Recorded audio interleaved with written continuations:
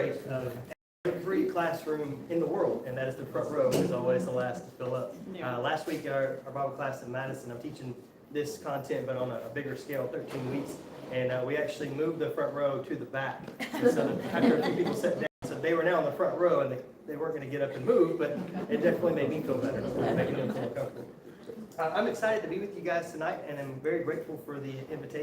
My name is Jason Hilton. I'm the media outreach minister for the Madison Church of Christ, just outside of Huntsville, so about an hour down the road or so.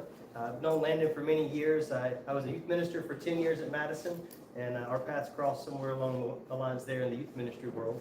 But I've been in this role now for about 8 years. I've got a master's in online ministry, which is a legitimate degree these days that you can get. At least I think it's legit. It was all online, so trust the internet. But I've started doing workshops in different churches over the last couple of years. And this particular topic, tonight we're going to focus specifically on the parenting side. But there's a bigger side to all of this that is just purely spiritual, and it's not exclusive to parenting. Obviously, as parents, we're very mindful of what our world looks like and the world that we are trying to raise our children in. My wife and I have 4 kids. From our daughter is 10, and then my oldest son, who's with us tonight, is 8, and we have a 6-year-old and a 3-year-old. The youngest 3 are boys. So, pray for my daughter. She is in revolt. She got a cat since she didn't get a sister on that last one. That was the lesser in my mind. Okay, that'll work. We'll go with the cat. When we talk about technology, and I think specifically as a parent, one thing I've learned is that I can't parent my kids exclusively off of my experience with social media, because it's just changed so much. In 2006, I believe I was a junior in college at Faulkner University in Montgomery, and that was when the Facebook.com was a thing. And back in the good old days when you had to have a .edu email address to have an account, I remember resisting for like a week or two, and then I was in the 99th percentile of people that didn't do it, so then eventually I did it. And the library, excuse me, not the library, the Bible building had one of the biggest computer labs. And up until Facebook came out, it was usually empty. But once Facebook came around, it really truly swept through campus. It was amazing. It was always full. I watched a divorce happen via Facebook status within the first 6 months or so. We didn't really know what we were doing. It was kind of an online yearbook. And at that time, you just saw the people that you chose to follow. A few years later, the algorithm would change. And it's not just people that you follow and not in a chronological order. That changed the game quite a bit. Once things like high-speed internet became a thing. If you remember this sound, remember having to log on? Well, when we went to high-speed internet, that changed when it comes to lust and pornography and the ability to consume large amounts of these things in such a short period of time. The game has changed quite a bit since I first got on the internet and I first got on social media. So I kind of prefaced this class, class with that idea that we have to parent according to the realities of today, not just our own experience. When I was growing up, I experienced what I would call the peak of automotive innovation in American history, and that would be the 1976 Datsun B210 you see before you. Now, this is not exactly mine. Mine had some orange and white racing stripes because it was the 70s and that was our color scheme. I also had black interior, which was molten lava in the summer. I had an 8-track player to cassette adapter. The cassette adapters were like a shoebox. I mean, they were massive. And then in that cassette adapter, I had a cassette to portable CD player adapter. So I know what you're thinking. No, I did not date much in high school. But what I did think was that I had this car and now I had freedom.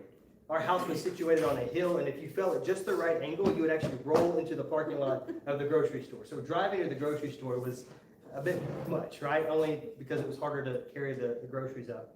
But when I turned 16, you better believe, I told my mom, I didn't ask her, I said, hey, we gotta need milk, we need something, we need a roll of Lifesavers, I'm gonna go get it. I'm gonna drive my car, because now I could. So I cranked it up, pulled out of the driveway, put it in neutral and coasted down into the gas station parking lot. Because for me, going to the grocery store, which was like feet away from my house, was as thing as driving to the Canadian or the Mexican border, right? In my mind now, I had a conduit to my friends. I could go and be where they were when I wanted to. It also put me on kind of in my mind, an equal playing field with my parents. Now I'm an adult. That was the threshold, right? Like there were very few things that my parents could do that I couldn't do now that I could drive. I didn't really pay taxes at the time, but I didn't want to do that. But I did want to drive. and that was a symbol of adulthood. Today, I think this is now the symbol of freedom. The research is telling us that more and more teenagers don't care about getting a license at the age of 16. Makes no sense to me. Blows my mind. That's how I know I'm in that middle age where like older people think that I'm young and younger people think I'm old, and somehow they're both right, because I think I can still play basketball, but then I'm also on a first name basis with my chiropractor. So it's a little bit of both. But this is freedom to them. This is their conduit to their friends, right? This is their connection to the outside world. This is, well, mom and dad have a phone, so now I have a phone too, so I'm on the same level. You see how it's kind of the same thinking there? Even though the device itself has changed, car keys to a phone, the desires are the same. And I think from one generation to the next, we're largely the same because we're all humanity, right? We're all people. And so the things that we struggle with are the things that are talked about in the Bible. We struggle with lust. We struggle with truth. We struggle with unity. Well, if Scripture is relevant, it is, it addresses all of those things. So the first thing I would encourage us to do as parents is to figure out where the commonalities lie between you and your kids. And then to try your best to put yourself back in your shoes. And your shoes may have been younger than theirs when they experienced that, because emerging generations are maturing later in life. They're getting jobs later in life, the career jobs. They're staying in school longer. They're maturing later. They're having sex later in life. They're drinking later in life. Like all this data tells us that young people today are younger than they've ever been emotionally. They're more connected online than any generation before them, and less connected offline. So the struggles are the same, the spiritual struggles, but their toolbox is different, right? They're not as equipped. We've spent a couple of generations now saying work smarter, not harder, and now they're in this digital age where they can work really smart and not physically very hard the way previous generations have. So we have to, I think every generation of parents has to sort of calibrate the language for the generation that they're raising. And we spend a lot of time talking about raising a new generation of teenagers. We don't often put that same amount of intentionality into raising a new generation of parents as well. And so hopefully we'll get into some of that. When it comes to talking about social media, I think talking about it in terms of the power just of technology in general is helpful. When we start talking about it as something that's really, really powerful, not necessarily positive, negative, and it's not necessarily neutral either, but it's extremely powerful. A car is really, really powerful. That 76 Datsun wasn't too powerful after 55 miles an hour, it started shaking, but on the whole, it could do a lot of damage if it was driven in an irresponsible way or used irresponsibly. I don't let my 10-year-old drive our car. One, she can't reach the pedals, but two, even if she could, she is a very mature child, and not just as that's my baby talking, but like she truly is a very thoughtful young lady, and I think will become a very, very thoughtful adult. However, she doesn't know the book when it comes to driving. When you get to a four-way stop, she doesn't know who's supposed to go first. She doesn't know what to do with right on red. She doesn't know exactly all these parameters that come with, one, reading the manual that you have to read before you can get a permit and then get a license. She's going to have time behind the wheel with someone else who does have a license, so she can be mentored in that situation, right? And the state says that she has to be at least 16 before she can even think about getting an actual license. I think those are some pretty good parameters to go by, because they involve young people having access, graduated access, gradual liberty and freedom to access really powerful technology and really powerful things. We would never put our kid behind a Formula One racing car and say, figure it out, buddy. It would destroy the car, it would probably harm them, and it would absolutely harm others. Social media is exactly, really anything that has an internet connection is exactly the same way. And if you really want to look at it, a group chat is for that as well. How quickly can a group chat go sideways? As quickly as gossip at school or bullying at school. So as they're maturing later in life, and we know that as parents, why would we give them all of this powerful technology without walking them through everything we possibly could to train them? I don't think my job is to teach my kid about every little app that comes out, because that's impossible. I can't keep up. My job is to teach them how to think spiritually about technology, and then to model that in my own behavior, in my own life. That's actually the hard part, because I can hardly sit through a traffic light without staring at my phone, right? This is a quote from Dr. Vivek Murthy. He was our previous Surgeon General, and this was in the summer of 2023. He came out with a report about social media. He said, children are exposed to harmful content on social media, ranging from violent and sexual content to bullying and harassment of far too many children. Social media use is compromising their sleep, valuable in-person time with family and friends, and we're in the middle of a national youth mental health crisis. I'm concerned that social media is an important driver of that crisis, one we must urgently address. His job is not to be concerned with the spiritual welfare of my kids. As the Surgeon General, he is concerned with the general welfare of the general population of our country. If he understands that there are some tremendous harms, then we as spiritually minded people whose lens is the gospel, we understand that there's this iceberg. And what he's talking about is the tip of the iceberg. Below the surface of the water are the spiritual harms that are there as well. The word spiritual harm is to inaccurately identify holy things. Looking at unholy things as holy is very, very dangerous. And not recognizing holy things correctly is equally as dangerous. And so, again, I say this to say that the world around us is seeing some of the harms. We as parents now are armed with data, a lot like cigarettes and tobacco. The very first Surgeon General's report concerning cigarettes and tobacco came out in 1964. We were still being smoking or non-smoking in restaurants up until like the 90s, right? So you get about 30 years of big tobacco marketing saying, no, it's not really that bad, before public opinion eventually changed. All the while, people were dying and contracting cancer. Well, we're about 25 to 30 years into this social media experiment, and we're just now getting the research that says, hey, people are quite literally dying at times. So it is a very relevant topic, something for us to think about. Here are four books that I would recommend that you read as a parent, but also that you have your kids read, or at least read excerpts from. At the end, I'll have a QR code with a whole list of books if you want to wait and scan that, and I'll make sure that Landon gets a copy of that list as well. But Screens and Teens, Raising Humans in a Digital World, Analog Christian, and Glow Kids by Nicholas Carderas. These are 4 books that I feel like have some really powerful truths in them, some things that would be very appropriate for a teenager to read, and then for teenagers and parents to have a conversation about together. If my kid wants to drive a car, they're going to read the manual, and we're going to talk about scenarios. We're going to bring it up. We're going to have deep conversations about this before I ever say, here are the keys, go get them, Tiger, right? Well, it's going to be the same thing for social media. I don't see why that would be unreasonable. And the good part is the current is changing a bit. Schools have outlawed phones in school this year, right? This is the first year that the governor said, okay, no cell phones for kids in class at all. Parents, more and more parents are doing this. I taught this class at Madison about 2 years ago, and one of the questions there was, well, the sky is falling clearly. How do we change? And my response at that point was, I don't really know, because whatever is done, we all have to agree to like a baseline of something. Otherwise, the moment your kid gets a phone before my kid does, there's tension between us, right? So we all have to be on some kind of same page, and that means that we all have to agree on where that line is. Well, the game kind of changed shortly after, about 6 months after that class. Jonathan Haidt published his book, The Anxious Generation, and he offered up some reasonable solutions. No phones in schools, no social media before 16, no smartphones before about that time as well, and more outside play.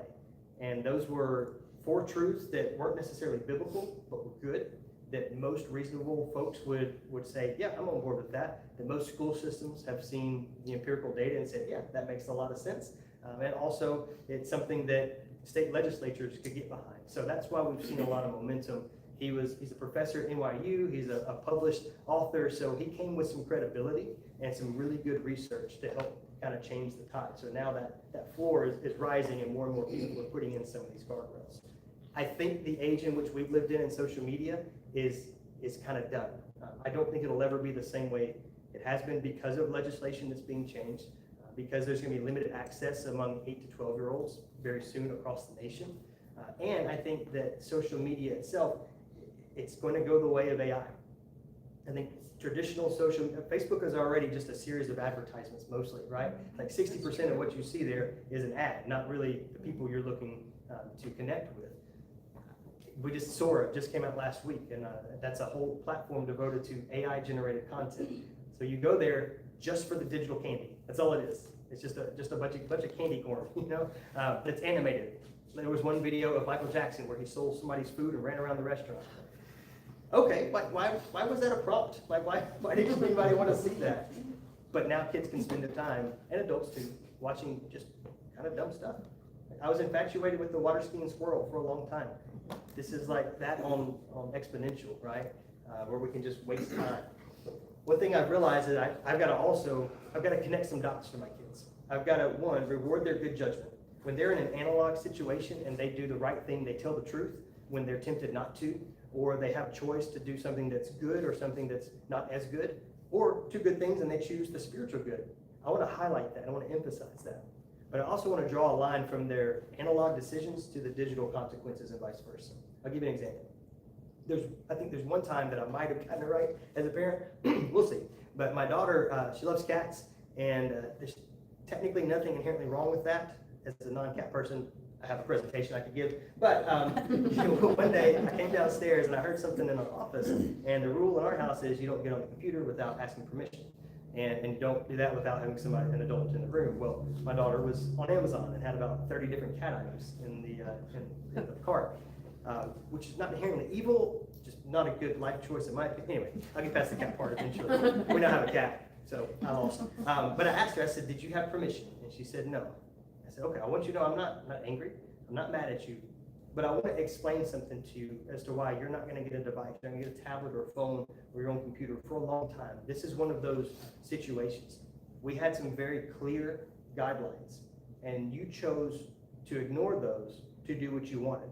Again, you didn't do anything evil necessarily, right, other than the cat part. You didn't do anything that was illegal or anything like that. But what you told me is that right now your brain is not able to do what you've been told, because you want to still do what you want to do more than that. And that tells me you don't have the wisdom yet to navigate something that's really, really powerful, just like a car. We've got 3 boys, and very few of them right now have the discernment to do the right thing when they're really frustrated and angry. No way I'm going to give them the keys to the car for them to storm out of the house and to go do something that I know they and I will both regret. So I think in that moment, that may have been the right way to do that. And since that moment, I've tried to be more mindful of those teachable moments. I'm definitely by no means batting 1,000 on that, but it showed me like, okay, this has got to be done over and over again. It's just like with the sex talk. It was never meant to be one talk, right?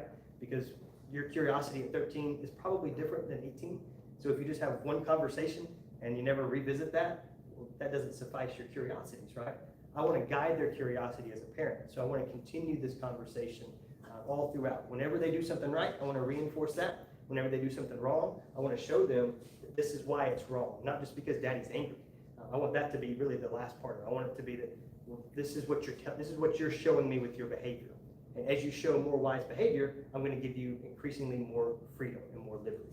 So that's a good place to start. I mentioned this before, I can't parent exclusively off of my experience. But some of you guys may remember Freddie Prinze Jr. and Sarah Michelle Gellar. They were kind of the heartthrobs of the early 2000s and late 90s.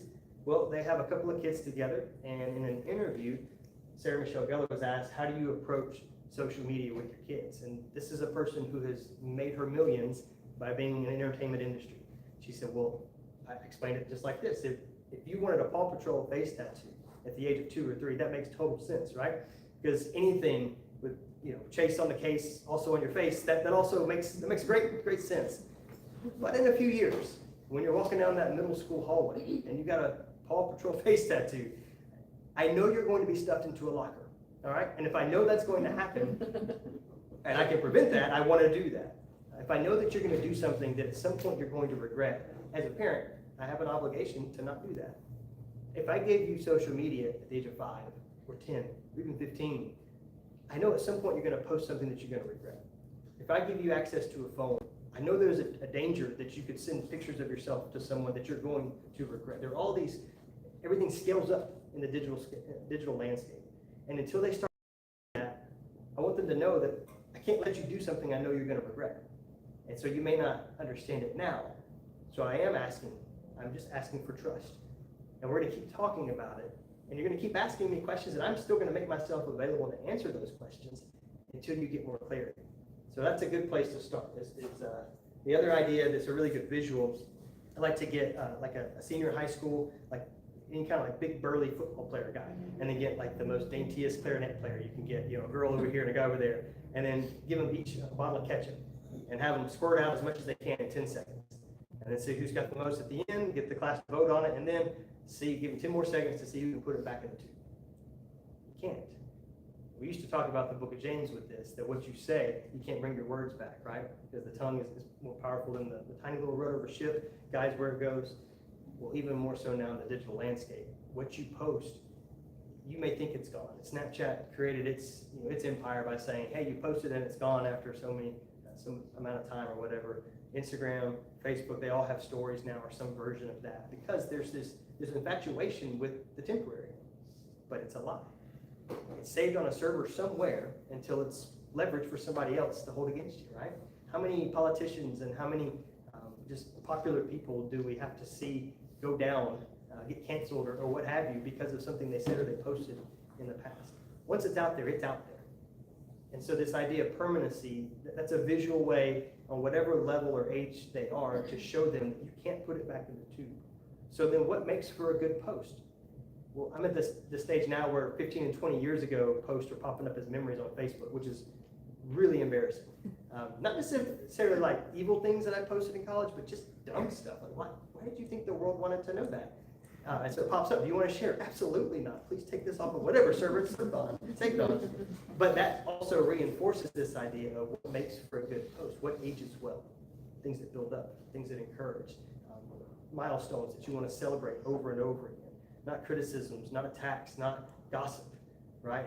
Those are the kinds of things. When you have a post that comes up taking like a passive-aggressive shot at someone who maybe has passed on, you don't have to deal with that guilt again, right? So teaching them that there is permanency in this world. The things you say, the things that you do, they matter, and they do stick around. The biblical truth comes from Ephesians 4. Let no corrupting talk come out of your mouths, but only such as good for building up, as fits the occasion, that they give praise to those who hear. Whether they hear it now or 10 years down the road on a memory, make sure it's seasoned with salt. When it comes to talking about screen time, the best imagery I have seen of this comes from it's actually from a TED Talk. And in this TED Talk, you have this grid of circles, and each row represents 3 years of life. This whole picture image represents an 18-year-old's remaining time in months if they live to be 90, which is their current life expectancy, or was 2 or 3 years ago. If you break that down based off how you spend your time, sleep is going to be the biggest, and that you're looking at 288 months of sleep. That's purple. That's about a third, a little under a third. And then you've got work and school, which is 126 months, driving about 18 months, chores 36 months, cooking another 36, bathroom hygiene 27 months, more or less. Probably another joke in there, but we'll keep moving. So that leaves you with 334 minutes of free time to do with basically as you wish, as you please. If you take, and again, this was given, it's either 22 or 23, I think 2023, when this was first presented. And you look at how many, did I lose it? This is supposed to be the real dramatic part. Let's do it this way.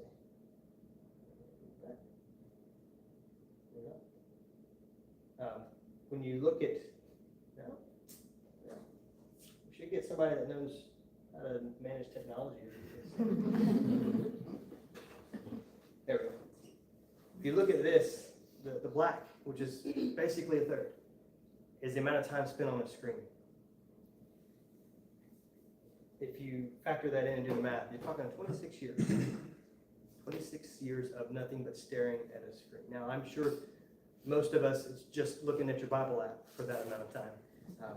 Doubtful, highly doubtful. And even if it's not looking at bad stuff, that's 26 years of giving your attention to something. Shaping what you hear, what you see, how you feel, your perspective. These algorithms are a reflection of us and how our minds work. So they show us what we tell them we want to look at, but then they also throw in some random stuff here and there based off of what's popular, based off of what our other friends follow, based off of all these other factors that are generally changing. So it's kind of like whack-a-mole to figure out how an algorithm works, because as soon as you do, they change them. That's kind of the marketing game that everybody's playing as a rat race. 26 years of your life looking at a device. It's a long time. And for kids that are 14 to 15 years old, it's barely half of their life. They've doubled their life, right? That they've been alive of doing nothing but looking at a screen. There's a big lesson here on attention. There's a great book by Chris Hayes. It's on the list at the end called The Siren's Call. And Chris Hayes is, he's actually, I think it's MSNBC. He's a news anchor. So he's got his own show. He's in the attention business. And regardless of how you feel about MSNBC, Fox News, all those, this guy is in the industry. And one of the comments he made is, I really want my show to have journalistic integrity. And I really want to talk about the issues that are difficult to talk about and that are nuanced, that take a lot of time to kind of chew on. But I got ratings to worry about. There was a real draw to that because the television is an entertainment device. And so every single program, whether you're watching PBS or whether you're watching animated cartoon or watching the news, it's all entertainment because they have to perform well, otherwise they're gone. And he makes that case that if it's entertainment, then when I'm trying to talk about something that requires a long dialogue, you're still going to see a ticker at the bottom with other news stories. You're still going to see an image pop up and then go away. We're going to switch to a video while I'm still talking. There's still going to be all of this game going on all around because I have to not just draw your attention, I have to keep your attention. It's easy to draw someone's attention. Drop a plate of glass. You'll have everyone's attention for about 3 seconds. Once we identify the waiter or waitress, say, ooh, feel bad for them, we go right back to our conversation. Grabbing attention is the easy part. Keeping attention is the hard part. And in a digital age, it's really difficult for our kids to have their attention drawn to good things. It's even more difficult to keep their attention on those good things. I feel like everyone from the millennials down, we're all ADHD at this point, right? And part of that is truly because our brains have been trained to look this way, look that way, look this way, look that way. And it's difficult. It is hard to read an entire book without pictures. Much more difficult to do that than it is to watch a TV show or a movie. The way our brains are wired, still images map differently in our brain than video does. That's why we don't have video billboards. It'd be a lot more wrecks if we did. Still images, I can watch it and I can move on. But a video, my brain wants to anticipate what's next. So it loves this novelty that video offers. And so that's why particularly pornography today is different than in generations past because it's largely not just pictures, it's video. Brain chemistry, and we'll get to that here in just a second. But a wonderful passage for us to spend a lot of time thinking on is Romans 8 and verse 5. For those who live according to the flesh set their minds on the things of the flesh. Those who live according to the Spirit set their minds on things of the Spirit. For 26 years of our life, what are we setting our minds on? Again, this is an us question before it ever is a kid question. Because they're going to look at the things and look at things in the way that we do as parents. So as we're sitting there at bedtime, how are we modeling that behavior? I'll come back to James 4 in just a minute. We have to be very intentional with our attention because what has our attention ultimately, it has our hearts. So what we give our attention to, we're also giving our heart to. Jesus said it way better in Matthew chapter 6. We'll read that here in just a second. At bedtime, I'm afraid that my kids, more often than I ever want to admit, see this part of daddy's face rather than the eyes. There's data out there now that says that newborn babies and infants need eye contact. That builds a connection. Even when they can't make out what's on the other side, there's still a connection and a bond being formed. But this is an article that came out earlier in 2023. It says a new study examines how parental fubbing, which is phone snubbing, a combination of those two words. I learned a new word in this article. That behavior fuels cell phone addiction in junior high school students. A summary of that says that this study provided evidence that would predict mobile phone addiction, maladaptive cognition, and ego depletion. Parents who spend more time on their phone, looking at their phone than their kids, basically are setting their kids up for the exact same addictive behaviors. They're depleting their ego, and so they're going to try to fill that void in other places. They're more likely to find value of their body based off of likes and shares and comments than they are on the affirmation of a mother and a father. Our behavior matters. Again, this is the part we always talk about raising teenagers. We're raising parents of teenagers as well. We raise ourselves to be spiritually disciplined people, then our actions are going to teach far beyond any instruction. This is an excerpt from that book, by Chris Hayes.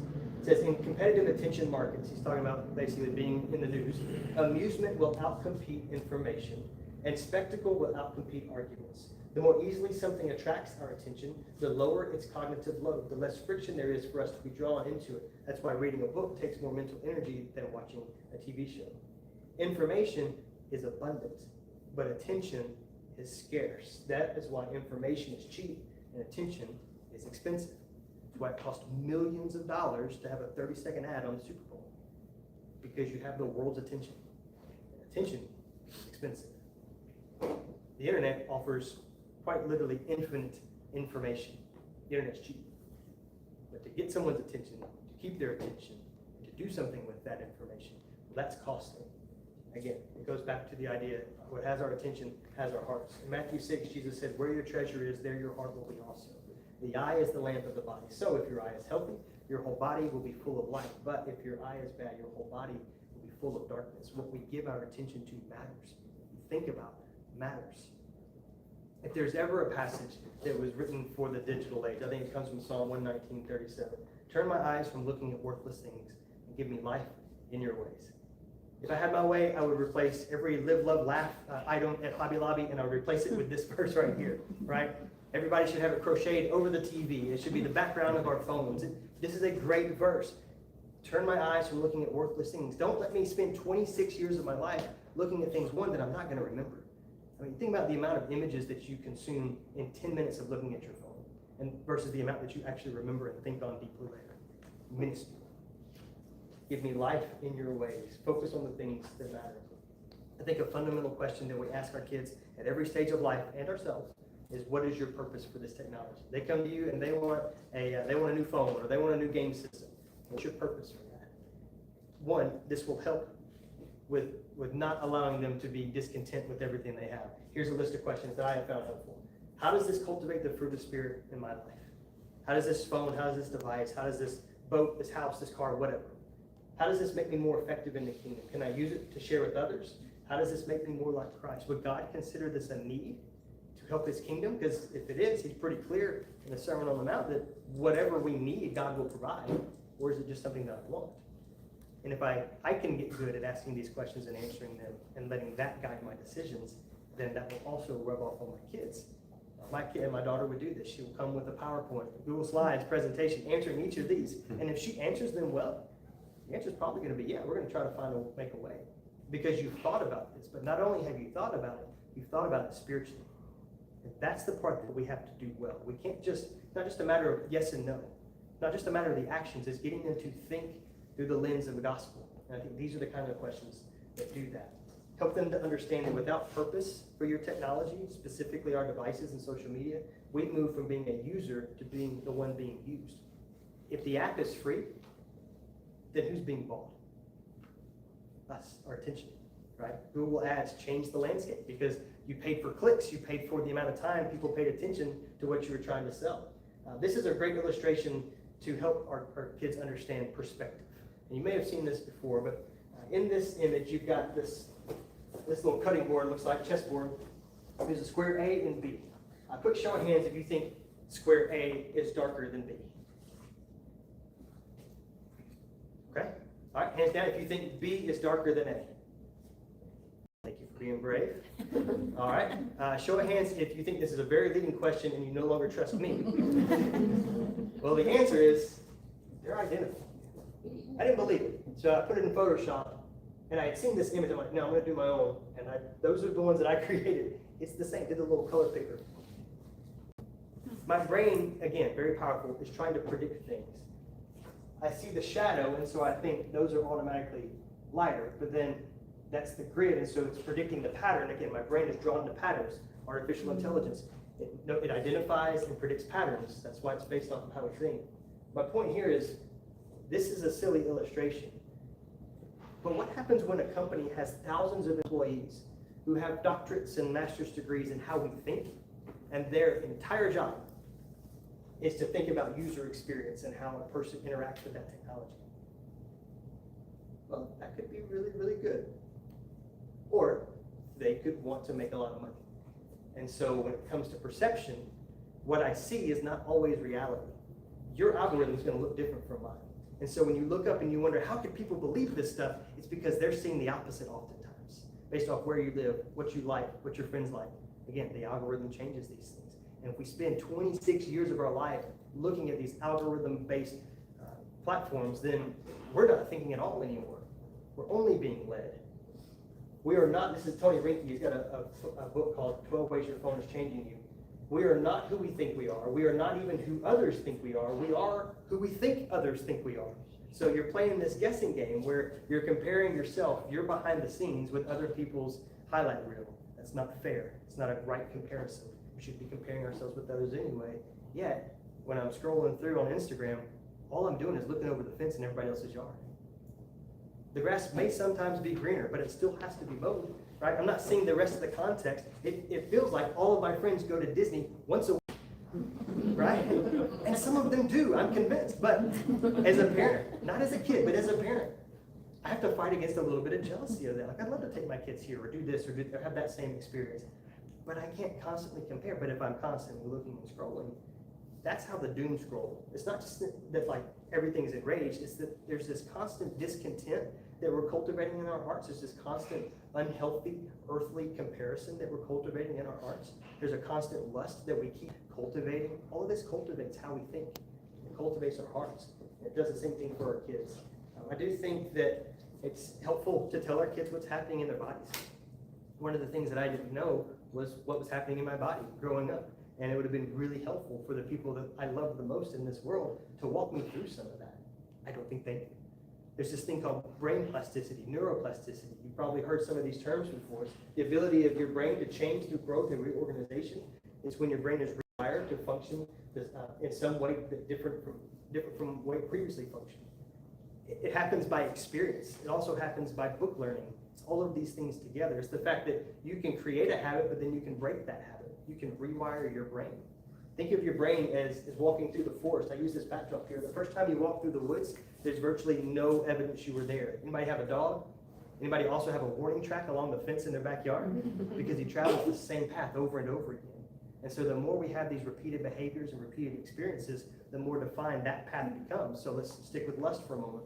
When we pursue lustful content, the more we go down that path over and over again, then when we're in non-lustful situations, let's take a teenager who spends 3 hours a night looking at lustful content online. Well, he sits in the classroom, he's trained his brain to think lustfully now. And so he looks over and sees a girl in class who he normally wouldn't think anything of. But now, because he's watched people undress themselves for hours on end, those thoughts drift into that direction. So he's creating a new lens to see life. And lust is the easy illustration there. It happens for all of these things. Discontentment, for greed, for idolatry, covetousness. See how all this is connected. The prefrontal cortex is the part of your brain that's like kind of the most important in so many ways. It's the part that makes you a mature person, that says, hey, everybody else just jumped off that bridge and looks like their legs are broken. Maybe I shouldn't do that. That part of your brain doesn't mature until your mid-20s, which seems like a cruel joke, right? But now, thanks to YouTube and thanks to social, all of those dumb things you did in high school or middle school, where you did when you did them and everybody laughed about it for a week and then it moved on, a distant memory, you got to figure out, oh yeah, that was a dumb thing, let's not repeat that. Well, now it lives on forever. And so the development of our kids' prefrontal cortex is going to be documented more than any generation in history. It's a surveillance generation. They're under surveillance more than any generation in history. This is, again, that walking through the path. They're learning how to think. So why don't we give them this like atomic energy, this really powerful device at such a young age? How their brain works. I didn't learn this in high school biology, anatomy class. I didn't learn this in Bible class. But your brain has a couple of different hormones that are really integrated with intimacy. And so when you have an intimate moment with someone, if you kiss someone for 6 seconds or more, or if you hug someone for 20 seconds or more, oxytocin is released in your brain. That bonds you to that person. When Scripture says to become one, I always kind of thought of that as the puzzle pieces fitting together. It's more than that. It's an emotional connection. So you take that reward circuitry, dopamine's involved as well, and now you put it in the context of pornography. Well, it's the same reward circuitry. It's the same things it processes in your brain, but instead now you're bonding to pixels and not a person. I put these words on a piece of tape because I think tape is a pretty good analogy here. I put a lot of tape on this Bible over the years to keep it together. And if I press firmly on that piece of tape, it's designed to bond. But if I remove that piece of tape and I try to reuse the same piece over and over again, it becomes increasingly difficult to bond. It's the way our brains work. Now, the analogy falls short, just like every analogy, because we can all be redeemed, even in the sexual intimacy area. Even that's one of those sins we kind of put on this pedestal of like social pariah. That's not the way God does that. But the way we think about and we talk about intimacy is important. If we say it's sex, then it's just the act. That's intercourse. That's not exactly, Scripture talks about a connection, giving of self. 1 Corinthians 7, husbands, your bodies are not your own. They belong to your wife. And vice versa, wives, your bodies are not your own, they're for your husbands. The Jesus part that I didn't hear in Bible class is that it's a giving of self. You want a fruitful marriage? Give of self. Your desire is not to be a consumer of pleasure. But pornography, in particular, and social content, feeds this dopamine and this oxytocin that we think we're after. We're actually after intimacy. We're after bonding. That's what we're designed for. But when we don't talk about it, I've done a survey at every church I've been to doing the workshop, and it's now over 1,200 people that have taken the survey. So it's almost legitimate, I'd say. 60% of every church you ever walk into, 60% of that congregation never had a conversation with their parents about sex or sexuality. So for emerging generations, the best generation I have on my research is about 53% of Gen Z have had a conversation. So at best, we're talking half. And what do they have Gen X, the millennials, and Gen Z? The internet. Whether they ask G, AI, they found answers to those things. So when we choose, just because we don't talk about Bruno, doesn't mean Bruno doesn't exist. When we don't talk about these things, then we just allow the world to answer them for us. Very quickly, because I know that's our bell, AI, and we could talk for days about this. We actually were just on the news last week in Huntsville talking about AI in the church. There's some great uses for it. A young mom back in 2023 was at her wit's end, couldn't find a cure for her son. Went to 17 different doctors over 3 years for this pain. Eventually got desperate, threw all into ChatGPT, his symptoms and his medical history. And eventually ChatGPT, very quickly actually, gave her some options. And one of those was one she'd not heard of. She found a specialist. Boom. That's it. That's what it was. And he was cured. We also created at Madison these trading cards using AI to, I can't draw. I mean, my stick people barely like stick people. But that looks pretty cool. When I grew up, we had flannel graph. We had Felt Jesus, right? It was visually teaching the Bible. Well, my kids now have like really incredibly looking Samson AI generated images to visually teach them. That's a great use of AI, in my opinion. This is a weird picture, like that would never really happen, right? But it looks kind of real. That's AI generated. Well, this is the downside. An AI chatbot cultivated a relationship with a young man. Our young man cultivated a relationship with an AI chatbot. This chatbot was designed to be a companion. ChatGPT just last month also in a major lawsuit because a young man was using ChatGPT as a tutor for his homework that eventually the conversation turned romantic. It then told him how to improve his noose so that he could take his own life. These technologies are based off of humanity. We're messy people. The best of us are still messy, broken people. And so giving unfiltered access to these things is just irresponsible. Think about it this way. Technology is not a relationship to cultivate, but it's a tool to steward. Not all tools are created the same. When I was a kid, Tamagotchis they're coming back in too now. Little digipets. You have to feed it, make sure it got sleep and all that stuff. And I would almost cultivate a relationship, right? And then you take it to lunch and somebody presses all the buttons and they die and you're like, you're devastated. Well, today, this is what that looks like. This is their snapshot. For 967 consecutive days, I gotta snap somebody. I gotta keep that streak alive. So you see how easy it is for us to cultivate a relationship. If you're a car guy, then you know that old Chevelle or that old Mustang, like that's your baby. Like there's we talk about it in anthropomorphic language, like it's a she, and you know it's not just an object. It's a part of the family.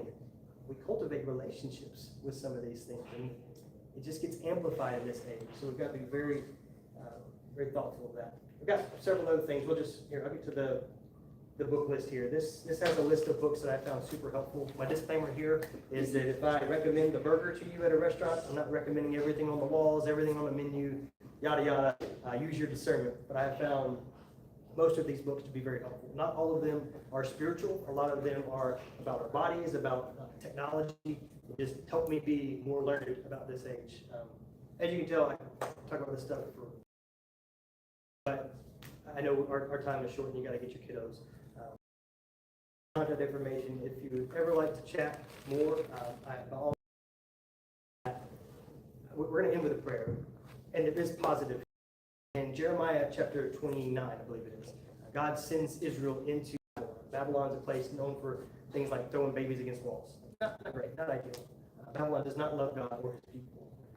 the age in which we live, this digital Babylon, does not love God nor his people. Yet God sent them with a mission and a purpose and with a plan to be successful. He said, I want you to build houses, plant gardens. I want you to have babies. I want your babies to have babies. I want you to have a generational presence. And I want you to pray for the city in which you dwell. And its welfare will be your welfare. I think that's a great analogy for where we are today. I think we're going to be held accountable for the ways we misuse technology. We're also held accountable for the ways that we use it. We're going to stream this. We're going to post this, and it can be amplified, right? Teach your kids what's right to amplify. Teach them how to identify the things that are wrong to amplify and how to remove those things from their life. That's our job as a parent. Instruction is not enough. Modeling has to be the way that we do this. Let's bow and we'll be dismissed. Father, we thank you so much for the blessing of gathering in your name tonight. We thank you for the opportunity to learn more about your word and your will for our lives. Father, we ask that you help us to practice discernment, to be able to rightly identify your will in our lives and in the lives of our kids. Help us to not just instruct, but help us to live and to model well the life that you would have us to live in this age. Help us to not settle for what comfort and convenience is offered, but to choose the difficult, narrow way because it leads to spiritual life. Help us to rightly identify spiritual value, and then help us to teach that to the next generation. God, we love you, and we thank you so much for hearing and answering our prayer. It's in Christ's name we pray. Amen. Thank you again for your attention tonight.